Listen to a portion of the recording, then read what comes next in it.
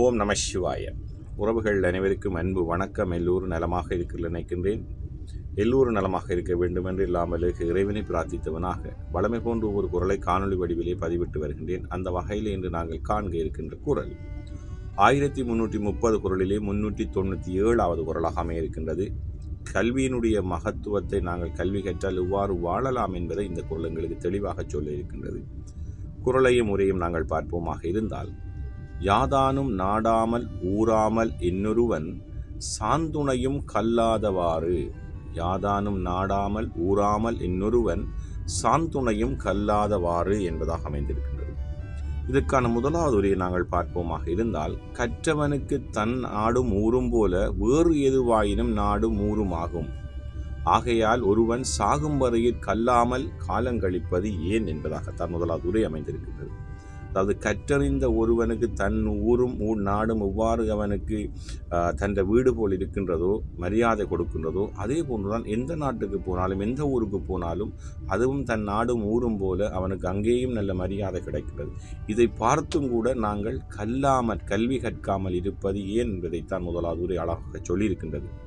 அதே போன்றுதான் யாதானும் நாடாமல் ஊராமல் இன்னொருவன் சாந்துணையும் கல்லாதவாறு என்ற குரலுக்காக கலைஞர் அவர்களும் அழகான ஒரு உரையை தந்திருக்கின்றார்கள். அதை பார்ப்போமாக இருந்தால், கற்றோருக்கு எல்லா நாடுகளிலும் எல்லா ஊர்களிலும் சிறப்பு என்கின்ற போது ஒருவன் சாகும் வரையில் கல்லாமல் காலங்கழிப்பது ஏனோ என்பதாக அவருடைய உரை அமைந்திருக்கின்றது.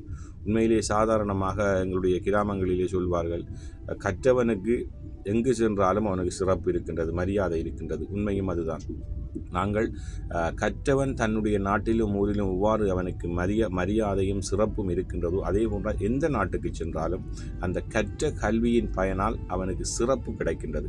ஆகவே இவ்வாறான நிலைகளை பார்த்தும் கூட நாங்கள் எங்களுடைய வாழ்க்கையில் கல்வி கற்காமல் காலங்கழிப்பது ஏனோ என்பதாகத்தான் அவருடைய உரையும் அமைந்திருக்கின்றது. அதாவது கலைஞருடைய உரையும் அமைந்திருக்கின்றது. அதே போன்றுதான் சாலமன் பாப்பை அவர்களும் யாதானும் நாடாமல் ஊராமல் இன்னொருவன் சாந்துணையும் கல்லாதவாறு என்ற குரலுக்காக சற்று வித்தியாசமான உரைநடையிலே அழகான ஒரு உரையை தந்திருக்கிறார்கள். அதை பார்ப்போமாக இருந்தால், கற்றவனுக்கு எல்லா நாடும் சொந்த நாடாம், எல்லா ஊரும் சொந்த ஊராம்.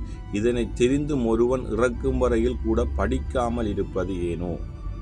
அதாவது சிறந்த கல்வி கற்ற ஒரு கல்வியாளனுக்கு சொந்த நாட்டிலும் சொந்த ஊரிலும் எவ்வாறு மரியாதை கிடைக்கின்றோ, அதே போல் எந்த நாட்டுக்கு சென்றாலும் அந்த நாடும் அவனுக்கு சொந்த நாடு, சொந்த ஊரை போல, அதாவது மரியாதை நிமித்தம், அதாவது சிறப்பு பெறுவான் என்பதைத்தான் அது சொல்லி இருக்கின்றது. ஆனால் இதையெல்லாம் கண்டும் கூட நாங்கள் எங்களுடைய வாழ்க்கையில் கல்வியை கற்காமல் படிக்காமல் காலம் தள்ளுவது ஏனோ என்பதைத்தான் அவருடைய உரையும் அமைந்திருக்கின்றது. இன்றைய குரலுக்கான 3 உரைகளும் அழகாக கல்வியினுடைய மகத்துவத்தை சொல்லியிருக்கின்றது. அதாவது நாங்கள் நல்ல கல்வி அறிவாளனாக கற்றறிந்தவராக இருக்கின்ற பொழுது எங்கள் ஊர்களிலும் கூட நாங்கள் பார்த்திருக்கோம், எந்த ஒரு வைபவமாக இருந்தாலும் சரி, எந்த ஒரு இடமாக இருந்தாலும் கற்றவருக்கு கிடைக்கின்ற மரியாதை கல்லாதவருக்கு கிடைப்பதில்லை. அவர்கள் எந்த நாட்டுக்கு சென்றாலும் அவன் கல்வியின் மூலமாக அவர்களுக்கு நல்ல ஒரு மரியாதை, நல்ல சிறப்பு கிடைக்கின்றது. ஆகவே இந்த நிலைகளை பார்த்தும் கூட எங்களுடைய வாழ்க்கையில் நாங்கள் கல்லாமல், அதாவது கல்வியை கற்காமல் படிக்காமல் காலம் தள்ளுவது ஏனோ. எதிர்காலத்தை நாங்கள் எண்ணி நிச்சயமாக நாங்கள் கல்வி கற்க வேண்டும். கற்போமாக இருந்தால் எங்களுக்கு சென்ற இடமெல்லாம் நல்ல சிறப்பும் நல்ல மரியாதையும் கிடைக்கும் என்பதைத்தான் இந்த குரல் அழகாக சொல்லியிருக்கின்றது. நல்ல ஒரு குரலாக அமைந்திருக்கின்றது. கல்வியினுடைய கற்றறிந்தவருடைய நிலைமைகளை நாங்கள் கண்டு எங்களுடைய வாழ்க்கையிலும் நாங்கள் கல்விகளை எதிர்கால சந்ததியினர் கற்றுத்தேர வேண்டும் என்பதைத்தான் இந்த குரல் அழகாக சொல்லியிருக்க நல்ல ஒரு குரலாக அமைந்திருக்கின்றது.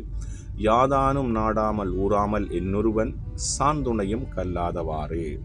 ஓம் நம சிவாய. நன்றி, வணக்கம். அடுத்த குரலை சந்திக்கலாம்.